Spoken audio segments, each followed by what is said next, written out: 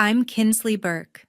1 year after both my grandparents passed away, one suddenly the other after a long battle with cancer, I decided to renovate their old A-frame house in Asheville to put it on the market. I was driving up the winding mountain road to check on the progress when my phone rang. It was Tom Harlan, the contractor I'd hired. His voice was low and tense. "Ms. Burke, we just broke through a false wall in the loft and found a locked digital box hidden behind it. Your sister's name, Amara Burke, is engraved right on the top.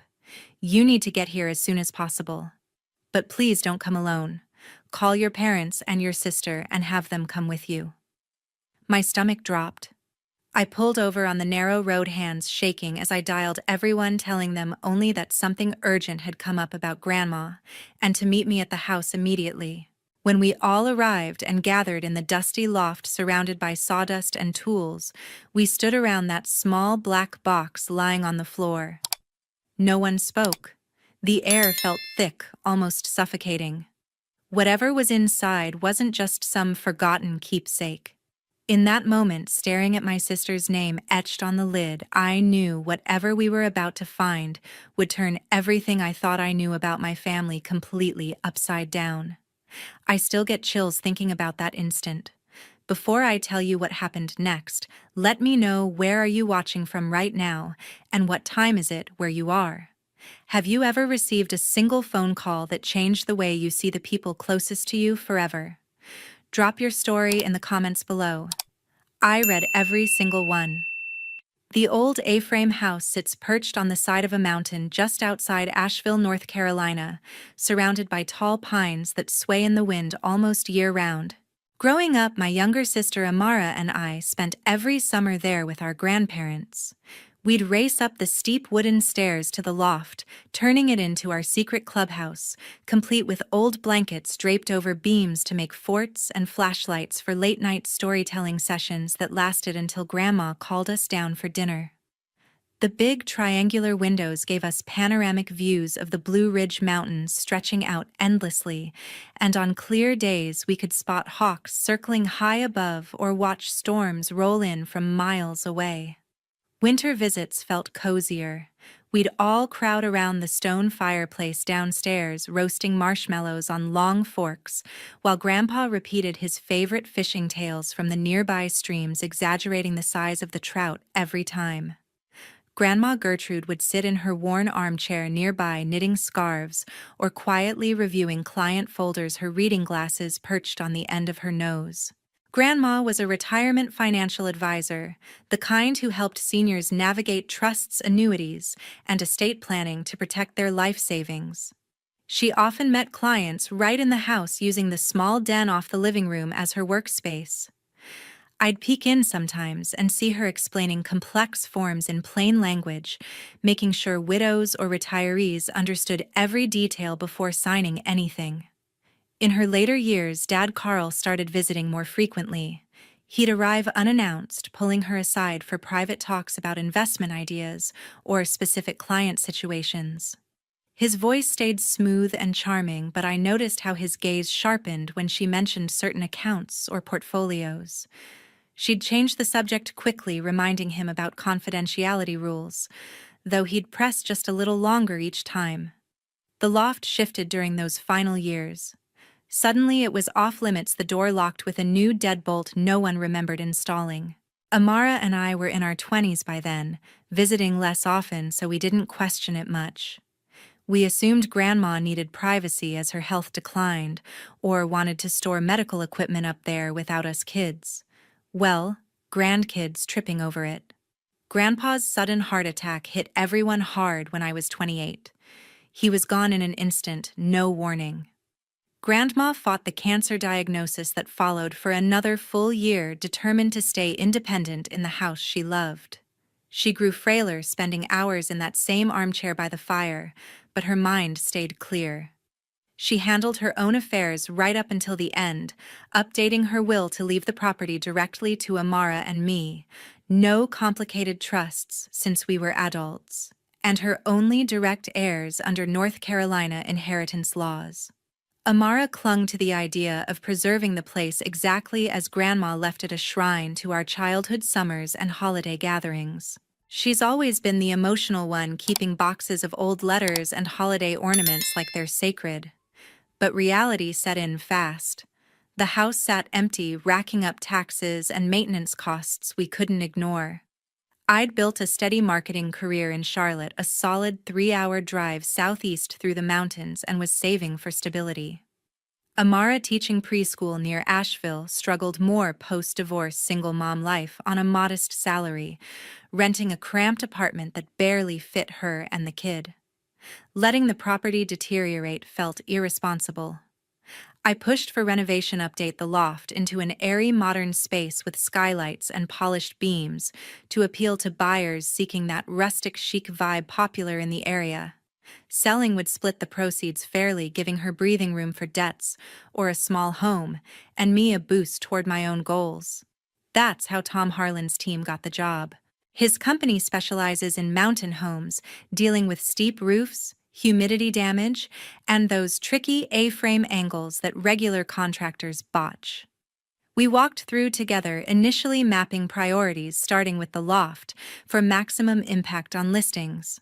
The crew began a few weeks prior, stripping old paneling and prepping for new drywall. During that visit, I spotted Grandma's armchair still tucked in the loft corner, fabric faded but intact. The side drawers showed faint pry marks around the lock scratches that hadn't been there before. She'd once casually mentioned misplacing a few unimportant papers amid treatment side effects, brushing it aside when I asked. It seemed minor, then just another quirk of her declining health. Heading up the mountain that morning for a routine check, excitement mixed with bittersweet feelings. The house embodied joy and loss, intertwined, lazy summer days chasing fireflies, Thanksgiving dinners with extended family, quiet evenings, listening to records on Grandpa's old player. Renovating meant erasing some traces, but keeping it vacant honored no one. Amara reluctantly agreed, understanding the finances. Practicality won out. If only I'd known the crew's work would uncover far more than structural issues or cosmetic fixes. I couldn't wait for the others. The moment Tom hung up, I floored it the rest of the way up the mountain tires, gripping the sharp curves as leaves whipped past the windows. My mind raced faster than the car. Why my sister's name on a hidden box? Why the urgency in his voice? Why insist on bringing the whole family? By the time I pulled into the gravel driveway, the crew had cleared out of the loft to give me space. Tom met me at the bottom of the stairs, handed me gloves, and pointed upward without a word. Dust hung thick in the slanting light from the triangular windows, sawdust crunching under my boots as I climbed alone. The box sat on a tarp in the middle of the exposed beams, matte black, with a small digital keypad glowing faintly. It looked expensive, out of place among the rough pine and insulation scraps. Tom had wiped it clean, revealing the engraving on the lid, Amara Burke, in simple block letters. No date, no other marking. My hands trembled as I knelt beside it. Digital safes like this usually lock out after 3 wrong attempts, sometimes wiping contents permanently, standard security feature for protecting sensitive documents. I knew Grandma had upgraded her home security in her last years, citing identity theft concerns among her elderly clients. First try her birthday. Red light beep. Second Grandpa's birthday. Another denial. My pulse pounded in my ears. One more wrong code and it could erase everything inside forever.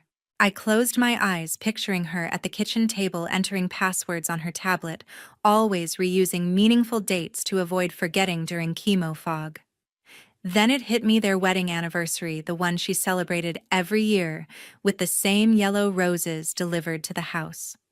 I punched in the numbers slowly. Green light. A soft click. The lid released.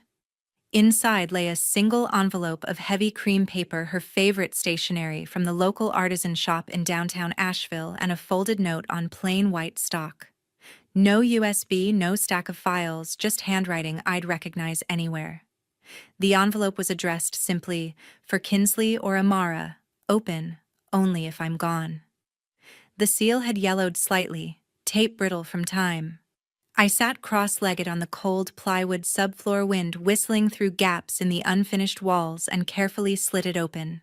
The letter spanned 3 pages in her distinctive neat script, though shakier toward the end, ink occasionally smudged, as if written in bursts between pain medication doses.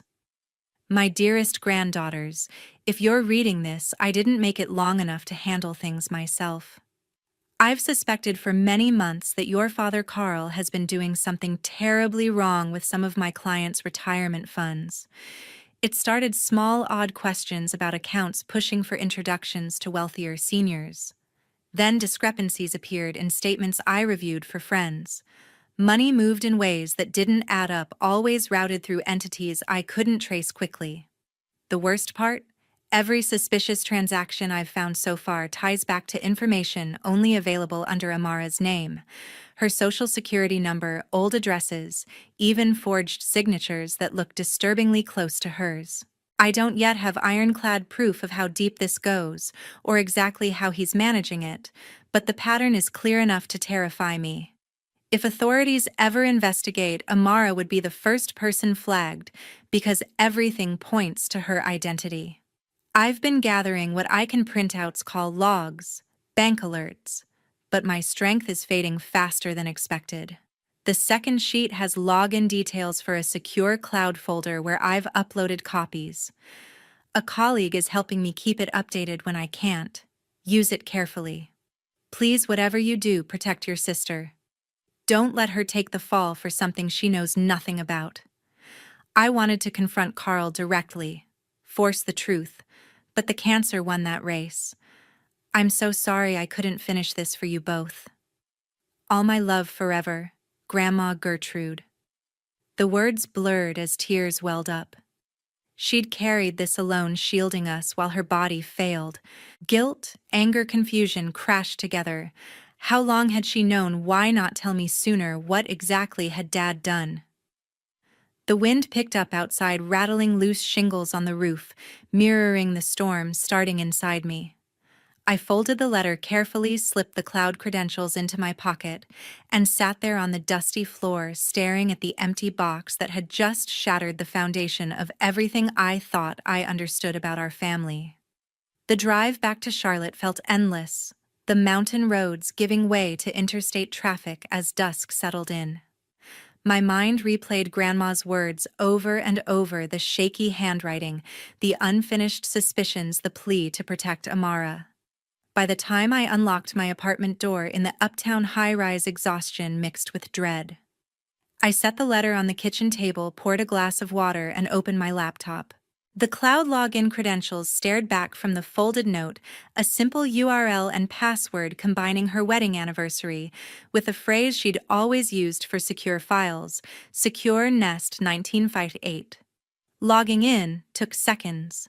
The dashboard loaded slowly, a basic service she'd likely set up with help, nothing fancy, just a folder labeled For Family Review. No polished organization here. Files scattered like she'd uploaded them in haste between doctor appointments and rest periods. Several were corrupted videos cut off mid-sentence, scans pixelated from shaky hands or poor lighting. Clearly, her illness had made the process grueling. Chemo sessions left her too weak for long tech sessions. First folder held scanned handwritten notes from client meetings. Pages dated over the past 3 years showed her meticulous style client names, retirement amounts, investment types. But red flags jumped out: certain accounts missing from her official records, cross-reference to online banking portals she'd accessed. One entry noted a widow's $500,000 nest egg transferred to an unfamiliar LLC. Another mentioned a retired couple's annuity cashed out prematurely, funds rerouted through a shell account. Deeper in came bank screenshots, blurry from phone photos taken in dim rooms.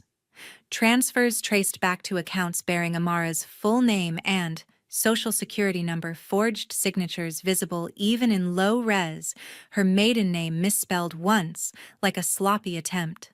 The pattern emerged: small diversions at first, building to larger sums over time. Grandma had annotated some with sticky note scans, Why Amara's info client denied authorizing. Then the audio file's short video call recordings time-stamped during her final months. Lois Cole, her longtime colleague from the financial advisory firm downtown, must have guided the setup. The files used a secure app for remote recording, probably to avoid detection. I clicked the first one. Grandma appeared on screen, pale and frail in her hospital bed, set up at home. Voice, weak, but probing. Carl, about Mrs. Harlan's account, the one you recommended to her son. She says funds vanished. Explain again. Dad's face filled the other half home office background with his golf trophies. He laughed it off at first. Mom, you're mixing things up with the meds. I just advised on diversification. But she pressed, feigning confusion from painkillers. The routing shows Amara's details. Why her SSN? He hesitated, then slipped. It's nothing, just a placeholder account for routing. She doesn't need to know. The call cut abruptly. File incomplete. Another recording weeks later, Grandma listing specific transfers. Dad grew defensive. Those clients trusted me through you. It's business. A pause. Then his voice lowered. Amara's info was convenient, clean record. No questions. Grandma's sigh filled the speakers, heartbreaking. He didn't confess outright, but the evasions painted the picture. He'd exploited her client trust, siphoned retirement savings meant for nest eggs or medical funds, masking trails under Amara's identity to shift blame if caught. Under federal law like the Elder Justice Act, identity theft in financial fraud carries severe penalties, especially targeting seniors up to 20 years if proven systemic. I pieced it together myself, where files broke off, cross-checking dates with public record searches on my phone. One victim, a retired teacher, lost her entire pension fund. Another, a veteran, his VA benefit supplement. All connected to Dad's consulting side gig he'd bragged about at family dinners. The emotional weight hit hard, Grandma compiling this alone, her advisor ethics, clashing with maternal instinct to avoid accusing her own son without bulletproof evidence. North Carolina's elder abuse reporting mandates required professionals like her to flag suspicions, but family ties complicated it. False reports could backfire legally. By midnight, eyes burning from the screen glow, the betrayal crystallized. Dad hadn't just erred, he'd systematically used his mother's network, forging paths that pointed straight to Amara. The incomplete files frustrated me, missing links in transaction chains, garbled audio from bad connections, but enough remained to demand action. Lois's involvement made sense now. She'd probably coached Grandma on secure backups, knowing the risks of digital trails under privacy laws like HIPAA for health-related finances. Shutting the laptop. I paced the small living room, streetlights flickering through blinds. The pieces fit too neatly, too cruelly. Tomorrow I'd call Lois for clarity, but tonight, the truth settled like lead. Our family harbored a secret destroyer. I texted Amara that morning, asking her to meet at the little independent coffee shop on Patton Avenue in downtown Asheville, the one with the mismatched chairs and strong espresso we'd favored since college. She replied quickly, suggesting lunch hour since her preschool shift ended early. Driving up from Charlotte again, the familiar route through the Swannanoa Gap felt heavier this time, every mile closing the gap between suspicion and confrontation. Amara arrived first, already at a corner table with 2 lattes waiting. She looked tired, dark circles under her eyes from juggling teaching and single parenting, but smiled when she saw me. We hugged longer than usual, the kind that lingers when something unspoken hangs in the air. I wasted no time once we sat. Pulling out my phone, I showed her screenshots from the cloud folder, the forged account statements bearing her name, the transfer trails leading away from elderly clients Grandma had trusted. Her face drained of color as she scrolled. At first, denial. This can't be right, Kins. Someone hacked my info or something. Then confusion, flipping through images faster. I let her process, sipping my drink while she pieced it together. Slowly, memories surfaced. Wait. Those weird bank letters I got years back asking for verification on accounts I never opened. I thought they were scams, shredded them. She paused on a blurry signature scan. And those emails during the divorce, my ex waving printouts at me accusing me of hiding money. He said my credit was tanked because of secret debts. I swore it wasn't me. The more she talked, the clearer it became. Dad had timed everything perfectly, opening lines of credit in her name, right as her marriage-strained maxing cards she never held, tanking her score so loans for a bigger place or car became impossible. Her ex, convinced she lied about finances, walked out citing irresponsibility. Child support battles dragged because judges saw delinquent accounts on her record. Even job offers fell through background checks flagging fraud alerts tied to her social security number. Amara's hands shook holding the phone. Shock shifted to something fiercer. All this time, I blamed myself, bad choices, poor money management. Turns out someone deliberately sabotaged me. Her voice cracked, anger rising. We paid the bill and left, deciding fresh air might help. Instead of heading home, I suggested a detour. One victim's name stood out in Grandma's notes. Mrs. Evelyn Whitaker, 83, widowed school principal, who'd lost nearly $400,000 meant for grandchildren's college funds. The assisted living facility sat on the outskirts, a low brick building with manicured gardens popular among Asheville retirees. We checked in at the front desk explaining we were relatives of a former advisor seeking to follow up on financial matters. Staff led us to a sunlit common room where Mrs. Whitaker sat by a window, knitting a scarf despite arthritis-swollen fingers. She welcomed us warmly, eyes lighting when I mentioned Grandma Gertrude. Such a sharp lady, always looked out for us old folks. I eased into it, showing printed summaries, careful not to overwhelm. Her expression darkened, recalling meetings with a consultant recommended by Grandma, polite man in his 50s, sharp suit promising higher yields on conservative investments. He used the name Charles Benton, said he partnered with your grandmother's firm. Multiple visits, signed forms, funds transferred. Then silent statements showing zero balances. I called Gertrude frantic. She promised to investigate, but her health. Tears welled. Never recovered the money. Had to downsize dreams for the grandkids. When I asked if she'd ever dealt directly with Amara, she shook her head firmly. Never met or spoke to anyone by that name. All contact through Mr. Benton. Confirmation hit Amara like a wave. She gripped my hand under the table, knuckles white. Mrs. Whitaker's story matched the files, exactly same amounts, same timeline, same false assurances. Leaving the facility. Amara walked straighter, fury replacing self-doubt. Years of scraping by, explaining away failures to friends, doubting her own competence, all engineered. The visit transformed her from stunned recipient of bad news into someone ready to fight back. In the parking lot, she turned to me. We can't let this stand, whatever it takes.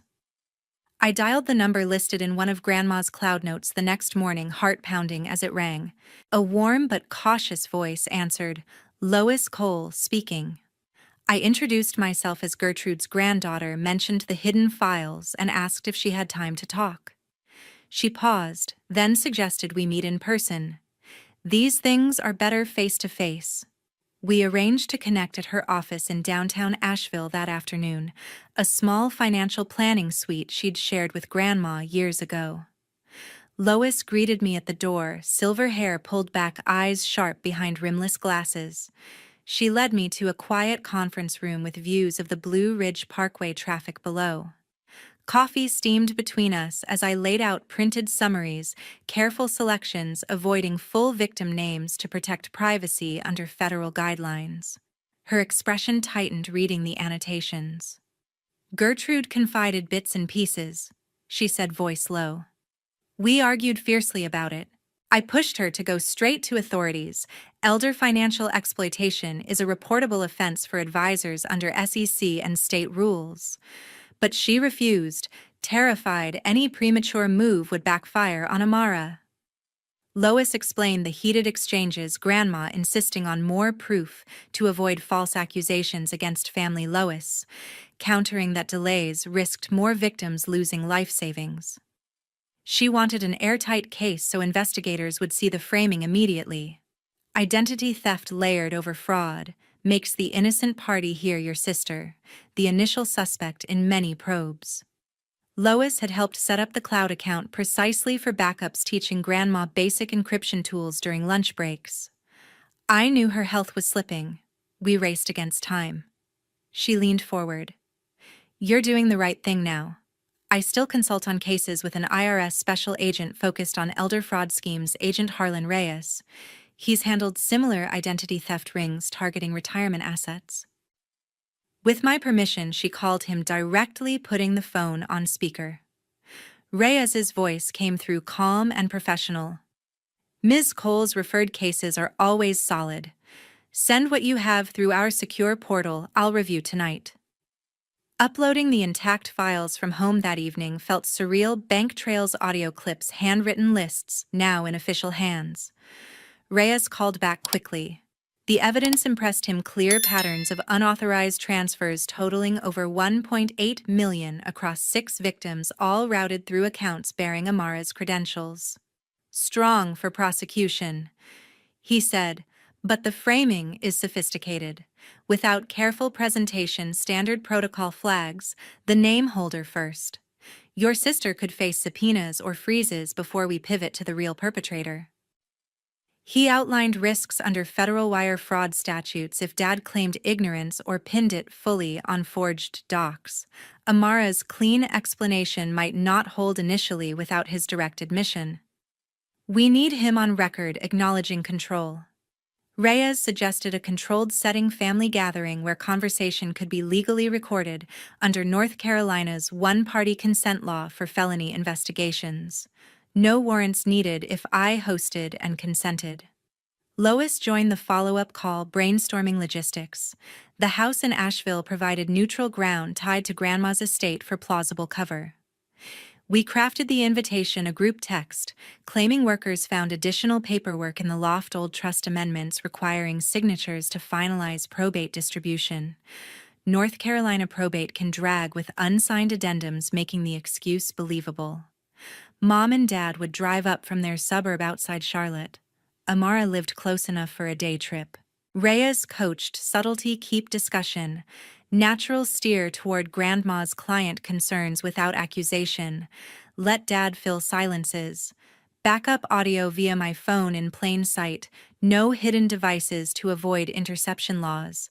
Agents would monitor remotely, ready to intervene if escalation warranted, safety protocols. The plan crystallized over hours: arrive early, position seating for clear recording, have escape phrases if tension spiked. Hanging up relief mixed with nerves. Lois squeezed my hand. Gertrude would be proud, you're finishing what she started. Stakes felt immense: justice for victims, protection for Amara, confrontation with the man who'd raised me. But delay wasn't an option. More time meant more risk of Dad covering tracks. The weekend arrived with crisp mountain air and clear skies, perfect for the drive up from Charlotte. Mom and Dad pulled in first, their SUV loaded with overnight bags, since they'd decided to stay rather than commute back the same day. Amara showed up shortly after, parking her older sedan beside the gravel path. We gathered in the living room, sunlight streaming through the large windows onto the stone fireplace that hadn't been lit in years. I positioned the laptop on the coffee table screen, facing everyone, phone propped nearby for backup audio, legal under state rules, since I was participating and consenting. Conversation started: light updates on work, Amara's preschool class, Mom's garden club. Dad steered toward the house sale, asking about offers and timelines.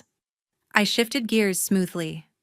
Before we talk numbers, there's something from Grandma's files the contractors uncovered. It involves her old clients. I opened the compiled audio playlist, volume moderate so words carried clearly. The first clip played Grandma's frail voice questioning irregular transfers, Dad brushing it off as market fluctuations. His face on the couch tightened, but he forced a chuckle. That's taken out of context. Mom was on heavy meds toward the end, hallucinations, confusion. We all saw it. Mom nodded beside him, reaching for his hand. Let's not dredge up painful memories. Your grandmother wouldn't want us fighting. I advanced to the next segment, bank routing details tied to Amara's credentials. Dad's denials grew sharper. Editing tricks. Anyone can fake audio these days. Amara sat, rigid eyes fixed on the screen. When a clearer exchange rolled, Grandma listing specific victim names, Dad admitting convenient access through her introductions, his posture changed. The charm cracked. He leaned forward, voice dropping to that manipulative tone I'd heard during family arguments. Fine, let's say some investments went south. Mom always favored Amara, shielding her from consequences, bailing her out. I had to build something for myself. Mom murmured agreement. Gertrude did spoil the baby of the family. It created resentment. She admitted quietly knowing about irregularities, but staying silent. Families protect each other. Exposing it would destroy us all. Dad's defenses crumbled into bitterness. She introduced me to those wealthy retirees, then acted shocked when I maximized opportunities. Using Amara's details was smart. She'd never noticed, too busy with her low-paying job and messy personal life. No one would believe her over me. He listed tactics proudly, now layering shell companies, timing transfers during market dips to mask losses, routing funds to his lifestyle upgrades. Those old people had more than they needed. I earned it. Amara's breathing grew audible, tears streaking her cheeks.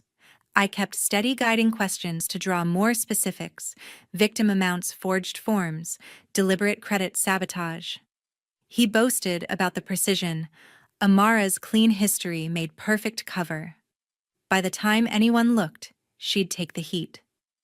Mom shifted uncomfortably but added, I thought it would stay small. I didn't want the family name ruined. The room thickened with tension, childhood photos on the mantel staring down like silent witnesses. Dad's arrogance peaked. You think turning this over changes anything? Blood's thicker. I rose casually, walking to the window overlooking the driveway, prearranged signal. Headlights flashed twice from unmarked vehicles parked just out of sight. The front door opened without knocking.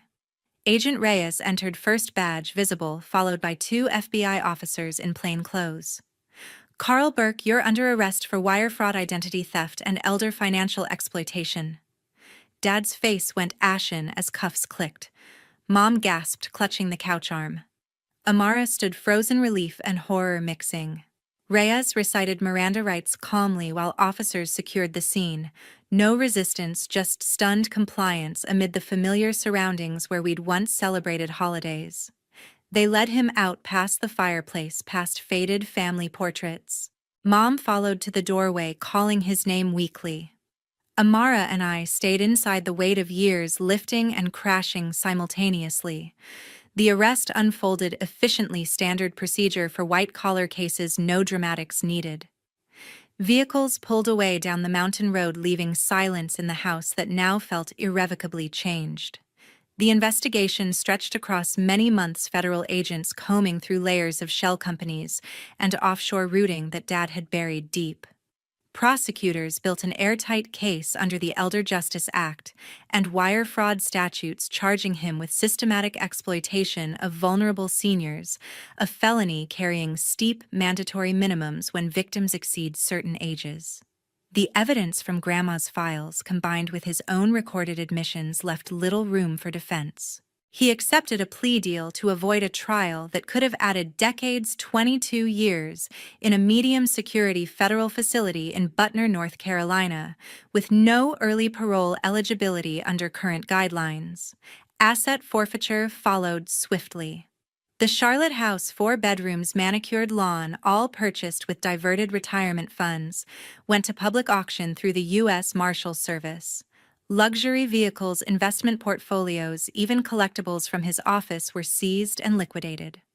Proceeds covered restitution first, nearly 88% returned to the 6 victims, averages in the hundreds of thousands each. Mrs. Whitaker received enough to restore her grandchildren's college funds and cover long-term care upgrades. Others rebuilt depleted nest eggs, some moving from worry about basics to modest security again. The government process dragged, but fairness prevailed. No full recovery, yet substantial justice. Mom chose loyalty to the end. She sold what little remained in her name, downsized to a small apartment near the prison, and attended every visitation allowed. Letters arrived occasionally, at first pleas, for understanding claims of remorse, but Amara and I returned them unopened. We blocked numbers, changed emails when necessary. No contact felt like the only healthy boundary. Amara's recovery started slow, but gained momentum. With fraud reports cleared from her record through the identity theft affidavit process, credit agencies removed the black marks. Her score climbed steadily. Within 18 months, she qualified for a modest FHA loan on a 3-bedroom ranch in a quiet Raleigh suburb, close enough for sister support, far from old ghosts. Teaching preschool brought renewed purpose. Parents noticed her confidence, leading to a coordinator role with better pay and benefits. I shifted jobs too, taking a remote marketing position that let me relocate nearby. Weekends filled with helping her unpack painting rooms, building routines free from past shadows. The A-frame sale closed smoothly, proceeds split evenly after fees, providing her down payment cushion and my emergency buffer. Watching her sign closing papers, keys in hand for a place truly hers, marked the real turning point. Cutting ties completely wasn't easy. Holidays felt strange without extended family traditions, birthdays, quieter. But toxicity has no place in healing. Blood ties don't obligate endurance of betrayal. American culture values individual well-being alongside family and mental health professionals, emphasize no contact when patterns prove destructive. We chose peace over pretense. Looking back now, the hardest truth Grandma left wasn't just the evidence, it was the lesson in courage. She fought alone to shield us, sacrificing comfort for integrity. Amara and I honor that by protecting our future the same way boundaries, firm trust earned support unconditional between us. Some relationships can't be salvaged, and forcing them only prolongs pain. Walking away from toxic parents, even biological ones, isn't abandonment. It's self-preservation, a step many take for healthier lives. If there's one thing this taught me, it's that family isn't always defined by DNA. It's built on actions, respect, honesty. Amara and I created ours from scratch, stronger without the weight of deception. Victims regained dignity through restitution. We regained ours through truth. Peace came not from forgiveness forced too soon, but from accepting reality and moving forward unburdened.